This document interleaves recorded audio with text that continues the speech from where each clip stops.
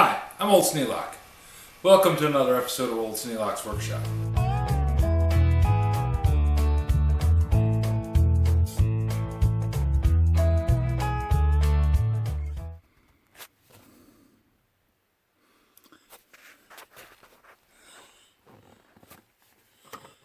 Well, this little thing hanging down there makes me think that somebody had a tracking system on this vehicle. When I worked for Product Action, they put a little recorder on the vehicle and it told them how many miles it's been driven, how fast it was driven, if it had hard braking. So since this was a work truck and it belonged to a company that did service work on vehicles, I'll bet it had something similar to that. So I'm going to clip that tie wrap off of there first thing.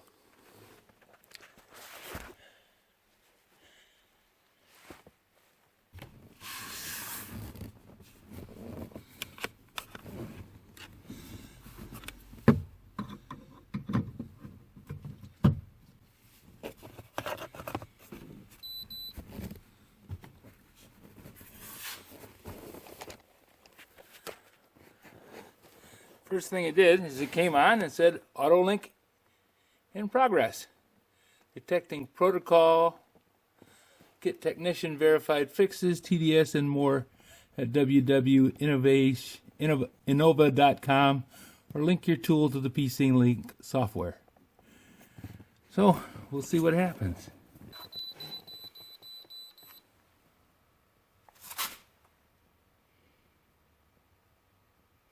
I have to put the ignition in the on position. Well, can't tell till you hook it up. Okay.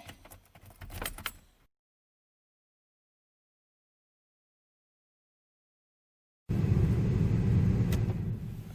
says press to link. Auto link in progress. Okay. 100%. Vehicle selection.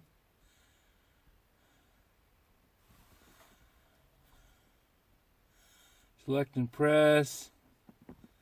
Little arrow button. Is this your vehicle? Yes.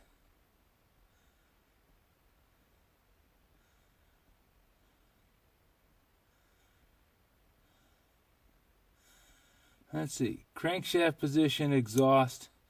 Camshaft position, not plausible. Don't know what that means. That's a code. P0017, one of three. Generic stored. Ran into kind of an unusual one today. Oh, actually, it's been about a week. I've had an intermittent check engine light, and I did the usual checks and didn't think anything of it, and thought, well, okay, when I get time I'll put the meter on it and find out what's going on. Well, I have a Innova 3040C code reader, and it gave me a P0017 code. Well, that tells me that I've got a cam position sensor giving me a bad signal. And I thought, okay, fine. And just to make sure I was doing the right thing, I took it down to AutoZone and had them run the code for me again. You know, they hand you a little code reader, you go out and plug it into the car, follow the directions, and then take the code reader back inside. They plug it into the computer, it says, this is your problem. Well, that's cool. So I went ahead and ordered the camshaft position sensor, and it was $61 with tax, which is not cheap. But then I went on YouTube and I said, okay, before I change this thing out, I'm going to do a little studying. And I had looked on YouTube to see if I could find out why it was doing what it was doing, and most of the time it said camshaft position sensor. So I came home last night with a new sensor from AutoZone, too late at night actually get into changing it. So this morning I went on YouTube and I looked and found that there's another thing that could possibly be wrong if you have low oil. Well, last night when I checked the oil on the truck, it was low. Wasn't reading on the dipstick, and that kind of startled me. It made me a little worried because, you know, you can blow an engine if you run without oil. Remind me sometime. I'll tell you about a friend of mine. Anyways, so the first thing I'm going to do this morning before I change that camshaft position sensor, I'm going to change the oil. Not a hard job. It's kind of pain in the butt, get out, get under. And I normally just take it to Walmart and have them do the oil change, but this truck kind of startled me. It has to have synthetic oil. Can't run standard oil. It's got to be synthetic oil. Why would you bother making a vehicle that had to run special oil? It's 20 bucks for 5 quarts. Now people say, well, that's only $5 a quart. That's not. $5 a quart, I'm used to paying $1. You know, you go down to the dollar store and you buy the recycled stuff. Remind me about recycled oil too. I'll tell you about that story. So anyways, I went over to Walmart and I got a 5 quart can for 20 bucks. It was 32 at AutoZone. And I said, well, okay, 20 bucks, 32. What's the difference in oil? It's the same frickin' oil. But they want $12 more at AutoZone. Go figure. So now, I'm going to change out the oil, and I'm going to change the oil filter. This just gives me all kinds of stories because this is a job that annoys the dickens out of me that I got to do it, for one thing. I ran plants, you know, aluminum extrusion plants, welding shops, machine shops, assembly plants. All of them have lots of machines and lots of forklifts and hydraulic equipment and big presses and compressors and all kinds of things. First thing that the oil company wants you to do is change the oil. Change the oil, change the oil, change the oil. I'll tell you the story about that another time. Right now we're talking about the Chevy Colorado and changing the oil on the Chevy Colorado. Because I haven't got a better way to do it. So first thing I needed to do is I got out the bucket that I drained the oil into, and I got a set of sockets, and I got the new filter, and got the oil filter wrench and the 5 quarts of oil because it always takes 5 quarts. I don't know why. It used to take 4, now it takes 5. They're just nickeling and diming you to death. But let's hope that I can get underneath this. This is the first time I've changed oil on this truck. Normally I go to Walmart, but it's getting hard to get in there. Either they've got everybody laid off because of COVID, which is highly likely, or there's just a lot of people that don't want to change the oil on their vehicle and take it to Walmart, which is also likely.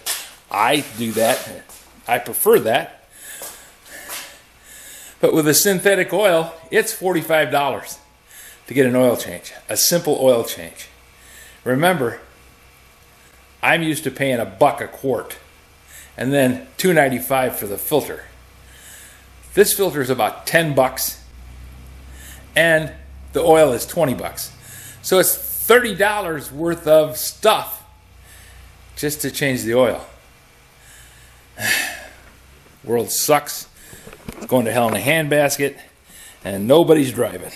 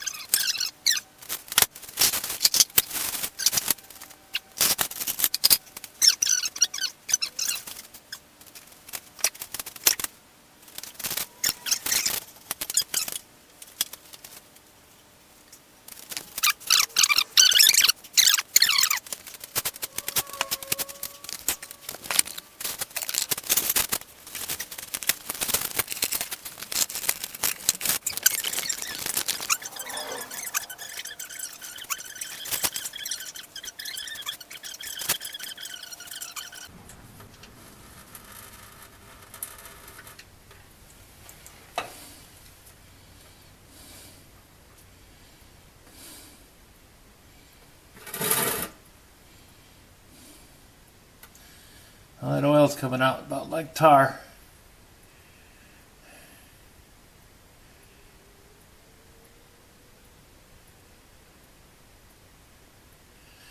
And that's going to take a while to drain, so we'll shut the camera off and let her sit for a while I take a look at the oil filter.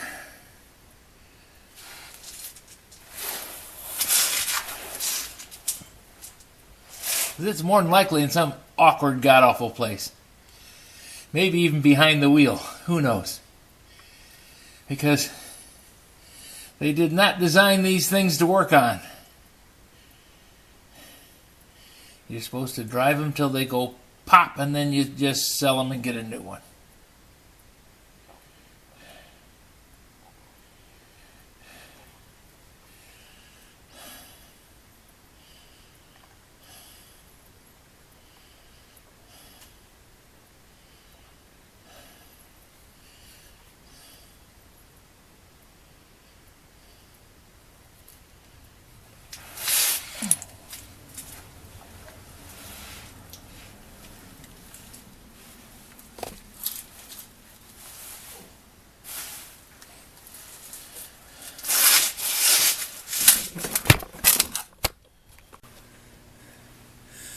Well, I put the drain plug back in, and before I did that, I moved the jack stands. Why did I move the jack stand? Well, I had the jack stand, if you recall, just directly under the center of the door. Turns out that's the center of balance of the truck. Hit it by accident. I jacked up the truck and then put it back down on the jack stands, and of course it settled a little bit more in the front than it did in the back. Not even realizing it, the back tires came up an inch off the ground, the front tires were an inch off the ground. It was balanced on two jack stands. Exactly. Don't know how that happened. Just random. But in any case, it made it so that the front end was really close to the ground. And it was tough getting in there. The little mud flaps that I put on there, which help, but you can see that there's some rust underneath that door. I sanded that down and painted it when I first bought the truck. It needs it again. Just on the driver's side. Passenger side, not an issue. Just on the driver's side. And I put rust inhibitor and primer on there. I put phosphoric acid primer on there to lock up the rust. Well, it obviously didn't work. But that's been 3 years now, driving in the winter in Michigan. 2 of those. Well, at least 2 winters, going into the 3rd. So, this is going to be a problem. I'm going to have to do something about that. I'm not exactly sure what, but I will take care of it. In any case, I got the jack stands moved. Now I'm going to change out the oil filter. If they had thought just a little bit and rerouted the hose, life would be ever so much better.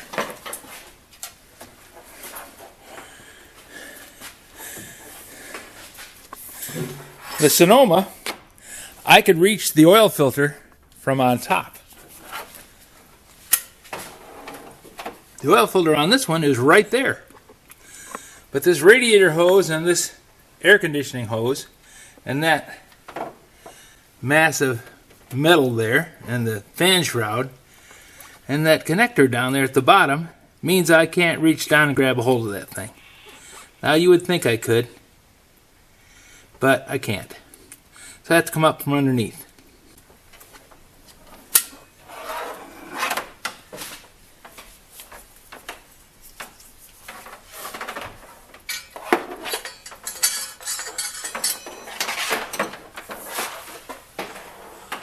One nice thing I did for myself is I hung that extension cord up there and I centered it over the front of the truck so that all I have to do is pull it down and turn it on, and I have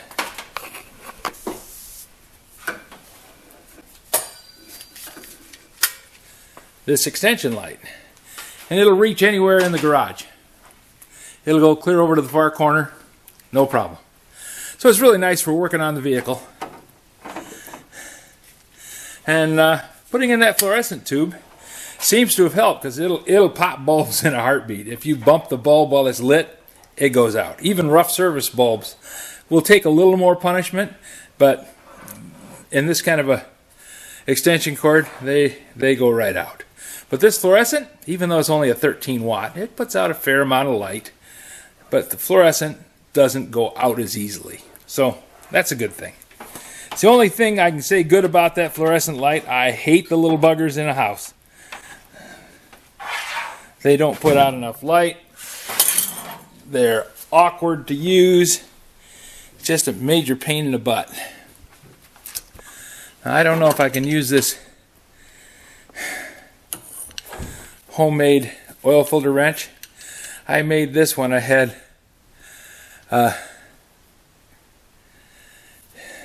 Chevy, what was it? Silverado, the V8. It was hard to get up in and get to the oil filter, so I made this wrench. It works, but it's not easy. Strap wrench works pretty good. It reaches right in there, grabs a hold of it, which is excellent. Because I think trying to get in there with a standard little folding wrench would be kind of a pain in the butt. But this brings it out where I can reach a hold or grab a hold of this extension and spin that. One clever thing that they did on this truck, and I'll give them really big bonus points for that. They put that little catch basin in there.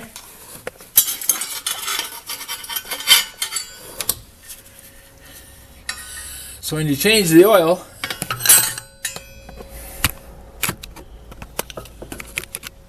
see if I can get that so it takes a picture of it. I guess not. When you change the oil, it falls into that little catch basin underneath there. The oil drips down into that little catch basin.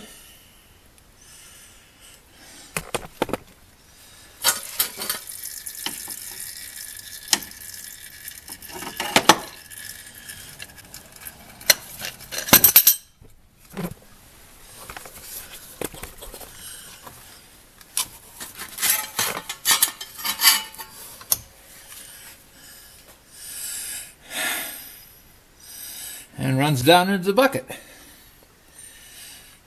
So that's big bonus points, guys.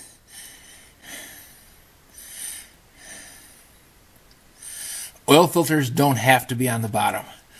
It's nice that they're right close to the oil pump, but they don't have to be on the bottom. They can be anywhere on the truck. You just have to pump the oil up through them.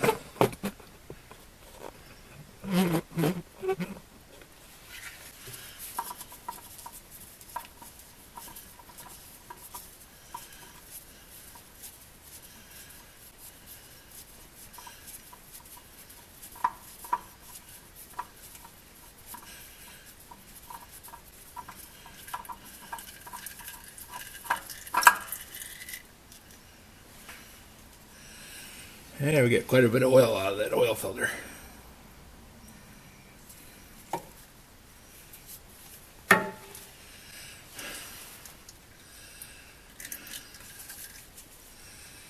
Service Champ oil filter.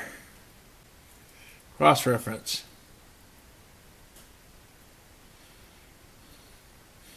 Fram. Pennzoil, Quaker State, Valvoline. WPH44 is the Service Champ part number. Okay, this is a Fram XG3506. Cross-reference says it's meant for this truck. And it is optimized for ultra-synthetic oil, according to the blurb on the side of the box. Synthetic oil. I'm going to have to look up synthetic oil and see what the components of synthetic oil are and why it is so much different than mineral oil. Standard motor oil. First thing I want to do, wipe off all the drips and things. clean that up. Make sure I got a clean spot on the threads. Doesn't take much. Just making sure you're all nice, neat, and clean.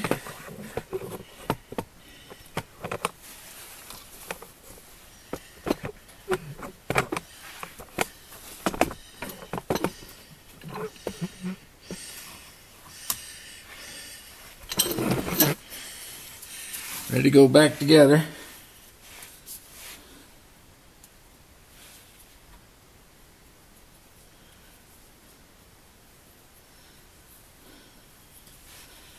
Put a thin film of clean oil on the oil ring, O-ring.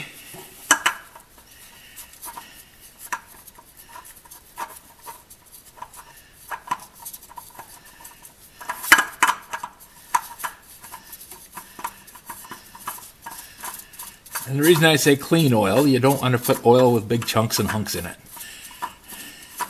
Did you know that oil comes to you with junk in it?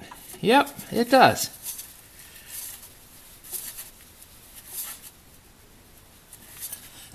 They only take it down to 3 microns.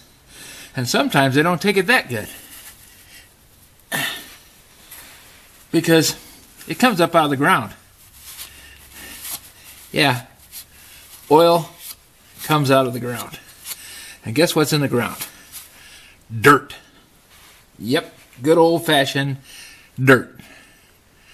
And since dirt is made up of particulates, in other words, junk, dirt, small bits and pieces of abrasive material, organic matter, you're going to have tiny parts, tiny itty-bitty pieces. And when they say absolutely pure oil, they're telling you within the range that they check to. It's not absolutely pure oil. It's down to about 3 microns.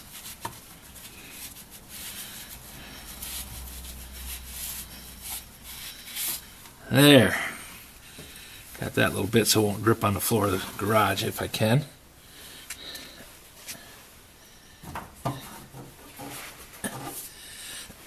Okay, now we got the filter on. Phew. That oil looks like roofing tar.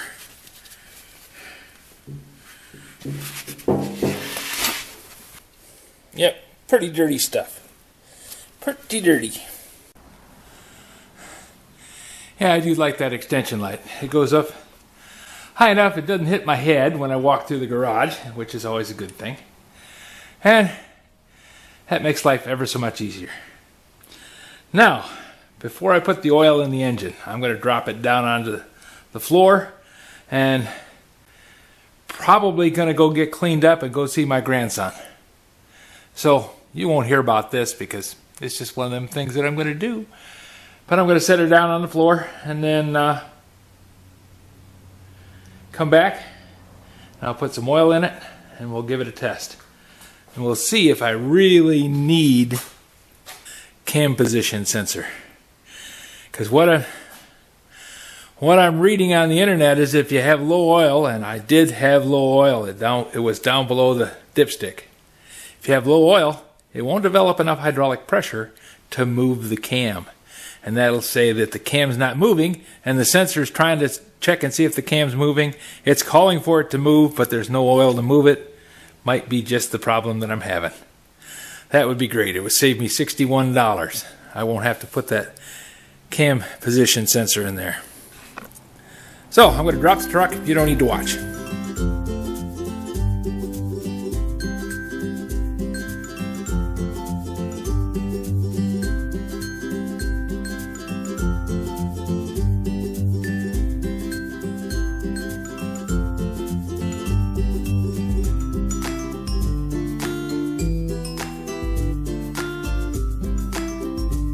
This video is not to be viewed by anyone under the age of 13 in the U.S. or 16 in the European Union, without the express written permission of the parents or legal guardians of the underage person. Such written permission must be on file at the local government entity in charge of enforcing the rules and regulations established by the FTC.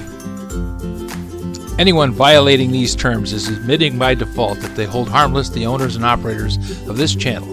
Any and all questions should be addressed to your local branch of the FTC.